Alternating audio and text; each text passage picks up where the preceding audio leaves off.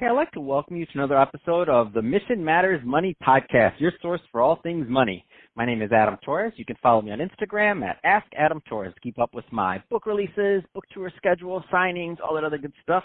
Always love to connect with you there. And as always, if you'd like to apply to become a co-author of one of my upcoming books, just head on over to the website, missionmatters.com, and click on Become an Author to apply.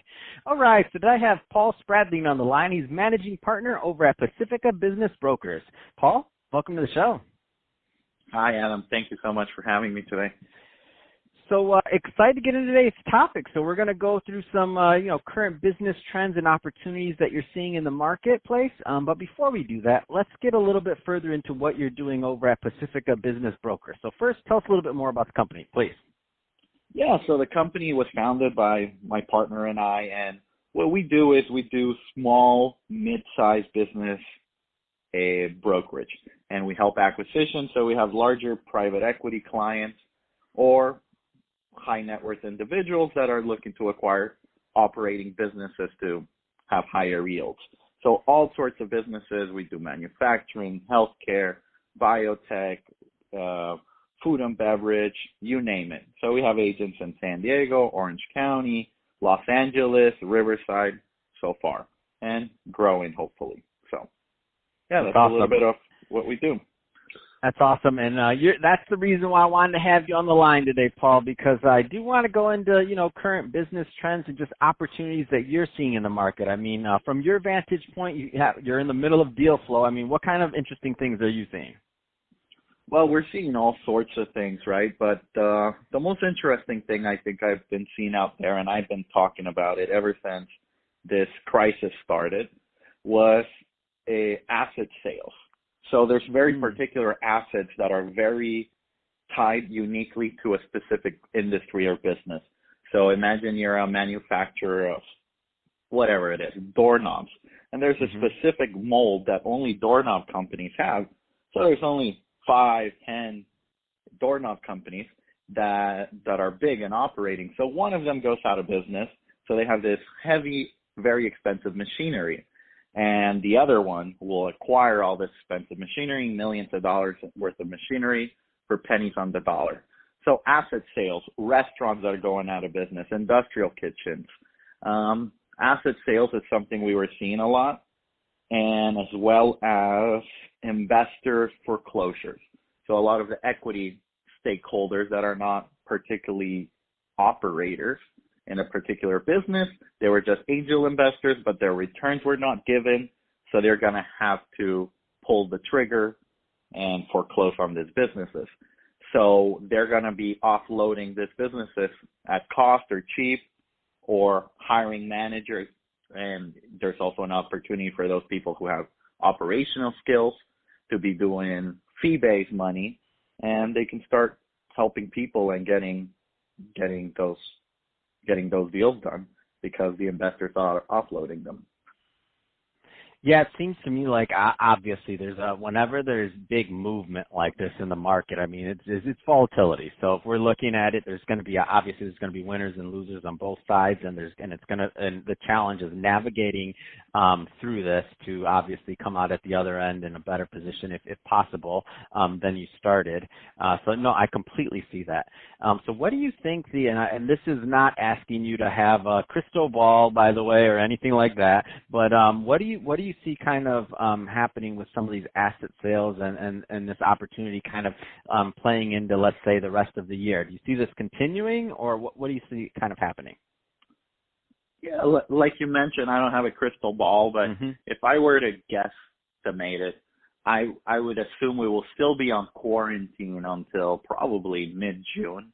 And if that goes on, that's another 2 months of bills that people are going to have to come up with, and salaries and costs and rent and mortgage, et cetera, which will take a toll in a lot more American businesses. In the real estate sector, you're already seeing the mortgage-backed securities starting to get fragile. So I think the government has done a very good job on helping small businesses so far, but I don't know if the help has arrived on time, and it might not arrive on time. So on all the businesses, and then some businesses might have already been struggling before. So I think that even if the economy bounces next month, the damage has been done, and there will be a lot of opportunities out there. Yeah, especially like our restaurants or some of these, businesses that don't operate on the, the largest margins. You take a couple of months off, and it just doesn't look pretty. Yep. Yeah, exactly. I exactly see where you're going. So restaurants, hospitality, any company that's related to the hospitality sector, laundry rooms, etc., restaurants, hospitality management companies, all of that, we've been seeing a lot of action and people requiring investments or loans, or there'll be an opportunity to acquire a lot of loans as well. That's another business opportunity. So we've talked a bit about industry. I'm just curious if you have any opinion on geography in the United States specifically, and in terms of potential opportunities in areas that might be more interesting versus others. Well, I think I think the core markets are going to be a little bit more affected. That's just my opinion. I don't have the data to back it. But sure. I just think that core higher end markets such as California, New York, maybe Miami, they will be more affected just because their costs are higher. And even though you might think their margins are higher, their margins are very similar to companies such as like Texas, because they don't have the corporate tax and they have other breaks and the state tax. So that's why I think California and New York will feel it, as well as California and New York have some of the more restrictive stay-at-home policies. So as well, all that played out, I think that's why those two markets are going to be the most affected, California and New York. Where do you think, and again, this is another tricky question, but where do you think you'll be focusing the majority of your time in terms of looking for deals and deal flow, going into into even the new year? So what kind of like interests you and just is really exciting that you're just looking under every rock for right now? I think what's very exciting for us, and we're looking under every rock, is manufacturing companies. And we have big private equity firms that love that. And I personally and my partner would like to look into some of those deals ourselves. But yeah, the manufacturing businesses, because you can put different pieces of a manufacturing conglomerate, and the multiples, you can buy them at 1 to 3 multiples and buy 3 or 4, and now you grow the EBITDA, the amount of profits the company makes, and you can sell it at much higher multiple now that it's a conglomerate that makes related products.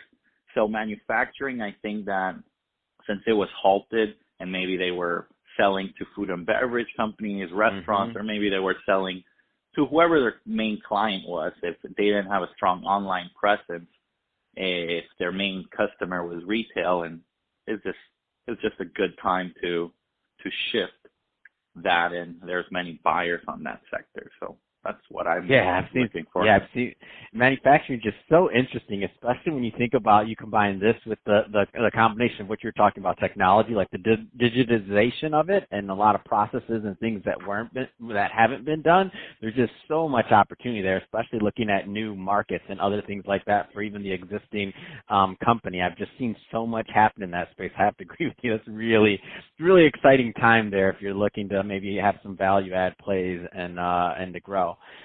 That being said, Paul, I can talk to you about this all day long, but we're about out of time. If somebody's listening to this and they want more information on Pacifica Business Brokers, what's the best way for them to learn more and to connect? Yeah, so if they can go to our website, pacificabb.com. So our website has lots of information, and they have a reach out box there for us. Or find us on LinkedIn. They're Pacifica Business Brokers. Either way, whatever works for them, just Google us, and there's plenty of information out there, and we'll love to jump on a free call and give them a consultation. Awesome. Well, hey, Paul, really appreciate you coming on the show today and sharing more about the work you're doing over at Pacifica Business Brokers and some of the market trends that you're noticing. So thank you for that. And to the audience, as always, thank you for tuning in. Hope you got a lot of value out of this. If you did, don't forget to subscribe to the podcast. Leave me a review on the Apple iTunes Store. If you're watching this on our YouTube channel, Mission Matters Money, definitely give us a subscribe there, but also leave us some comments in the video. I mean, love to know what you thought of it and what kind of things you have going on in your world. And Paul, thanks again for coming on the show.